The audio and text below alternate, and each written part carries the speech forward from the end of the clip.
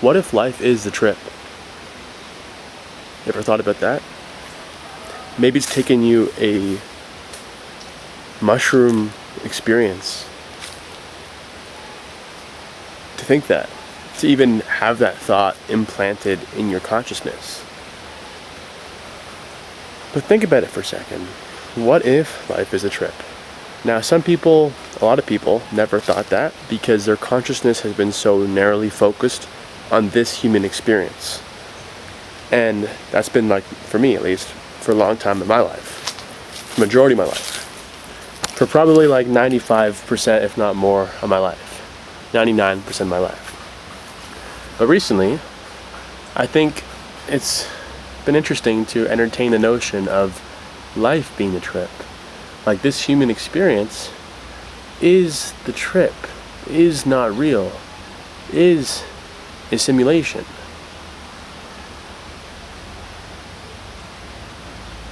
Why are you so quick to say it's not?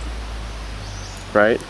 Of all infinite possibilities, wouldn't it be more likely that this is the trip? If you just think about it mathematically speaking. You know what I mean? What if this experience... my friend told me this last night. It was the trippiest thing ever. He goes, what if all of a sudden, when you die, what happens is that you wake up and you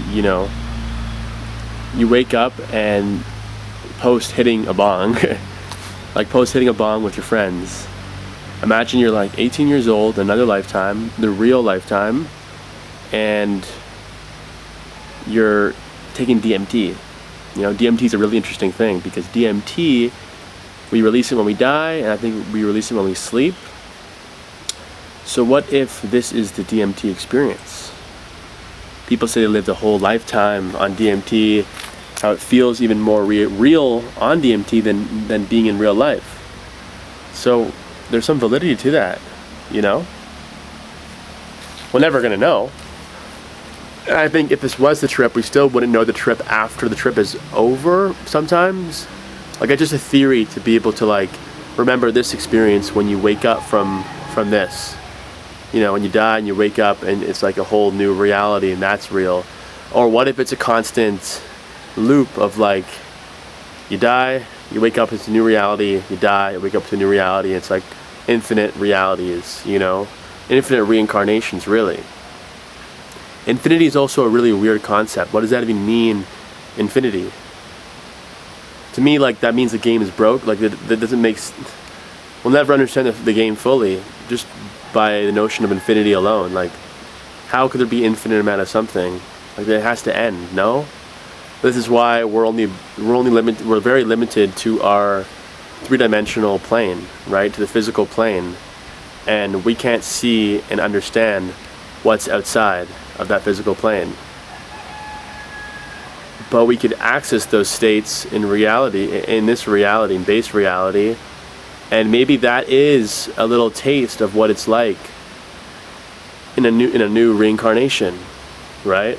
Like, people say, like, when they've done DMT, my friend told me when he did DMT, he was a woman in, like, a tribe and having to feed his family and all these things. Like, he had a very visceral experience of being a woman in a past lifetime, and he's a man now.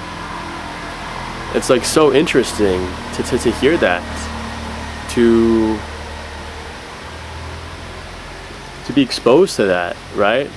Everyone is so narrow-minded, and see, the idea of me being narrow-minded has its limits. Like, at first I thought narrow-minded meant, like, the 9 to 5, the corporate job, the corporate world, the matrix, as you will call it. But what if this narrow-mindedness, you actually zoom out and you realize this whole reality is still us being very narrow-minded. Like, this whole life experience is just like one narrow path. And in the world, metaphysically speaking, there's infinite possibilities, infinite lifelines to choose from. And you're constantly, like, manifesting your reality in real time. Everything is possible, but you're constantly choosing subconsciously what you want to manifest in real life. There's an amazing movie about this concept. It's called Vanilla Sky with Tom Cruise. And it's a trippy movie, but will leave you off feeling very inspired, because the way that film is done, there's a lot of different ways to interpret it.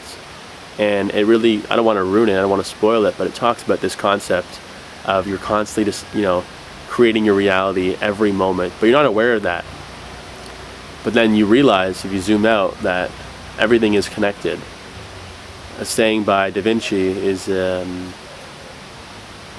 order to develop a complete mind, study the science of art, the art of science, and realize that everything is connected to everything. Science is connected to art, and vice versa. That's a trippy thought.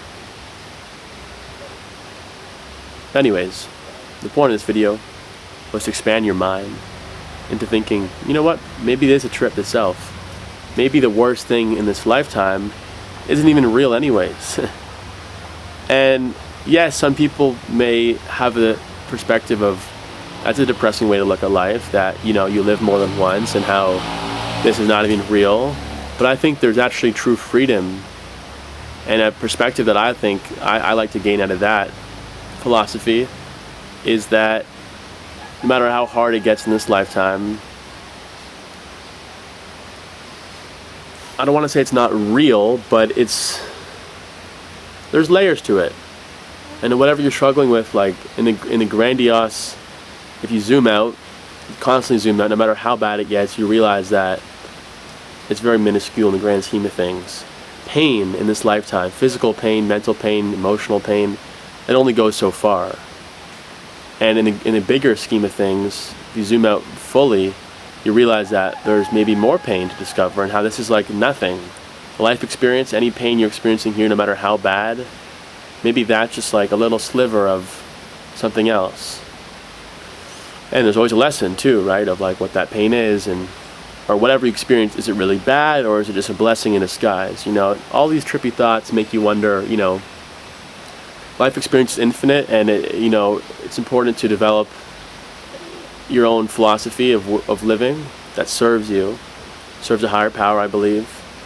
And as cool as it is to entertain this notion of this being a simulation, this not even being real, there's power in that itself. Inherently, there's power in understanding that nothing matters at the end of the day, right? There's a funny meme, and maybe you've seen it online. It's like one kid on a school bus looking at one side of the window, and it's like a brick wall, and he's very depressed, and he's saying in a bubble letters, or like a graphic of him just like talking, and he goes, "Nothing matters," and he's like so depressed. Other kid on the other side of the school bus goes, "Nothing matters," looking out in the sun. And they're just two contrasting perspectives of this life experience. Nothing matters. And decide how you want to live like that, right? It's up to you.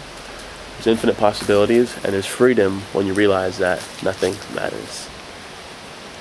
Much love, and see you in the next one. Peace out.